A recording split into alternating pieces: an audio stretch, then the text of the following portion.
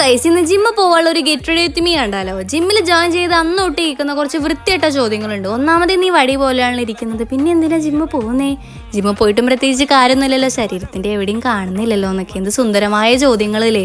ഇവരുടെയൊക്കെ വിചാരം ഊതുമ്പോൾ വീർക്കാനും അത് കഴിഞ്ഞങ്ങ് വീഴുമ്പോൾ ചുങ്ങാനും ഇത് ബലൂണാണെന്നാണ്. അല്ല, മനുഷ്യന്മാരാണ്. തടി ഉള്ളവർ ജിമ്മിൽ പോകുമ്പോൾ പിറ്റേ ദിവസം ആകുമ്പോഴേക്കും തടി കുറയണം, തടി കുറഞ്ഞവർ ജിമ്മിൽ പോകുമ്പോൾ പിറ്റേ ദിവസം ആകുമ്പോഴേക്കും തടി കൂടണം.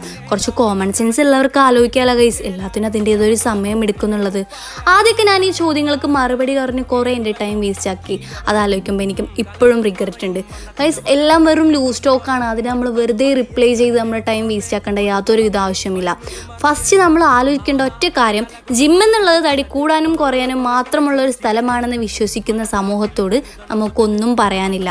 അതിന് എന്തൊക്കെ കാര്യങ്ങളുണ്ട്, എന്തൊക്കെ ബെനിഫിറ്റ്സ് ഉണ്ട്, നമ്മുടെ ബോഡിക്ക് ഉണ്ടാകുന്ന ചേഞ്ചസ്, നമ്മുടെ മനസ്സിനുണ്ടാകുന്ന റിലാക്സേഷനൊക്കെ നമുക്ക് മാത്രം അറിയുന്ന കാര്യങ്ങളാണ്. നമുക്ക് ഒരിക്കലും അത് അവരുടെ അടുത്ത് പറഞ്ഞ് പ്രകടിപ്പിക്കാൻ വേണ്ടി പറ്റത്തില്ല. ആദ്യമൊക്കെ ഞാൻ കുറച്ച് ഡള്ളായിരുന്നിരുന്നു. ബട്ട് എന്തിന്, തടി ഉള്ളവർക്ക് ഇപ്പോൾ നേരെ ഓപ്പോസിറ്റ് ആയിരിക്കും കേട്ടോ ക്വസ്റ്റ്യൻസ് ഒക്കെ. സോ ഒന്നും മൈൻഡ് ആക്കേണ്ട, നമ്മൾ നേരെ പോവുക, നമ്മുടെ കാര്യങ്ങളൊക്കെ ചെയ്യുക. അപ്പം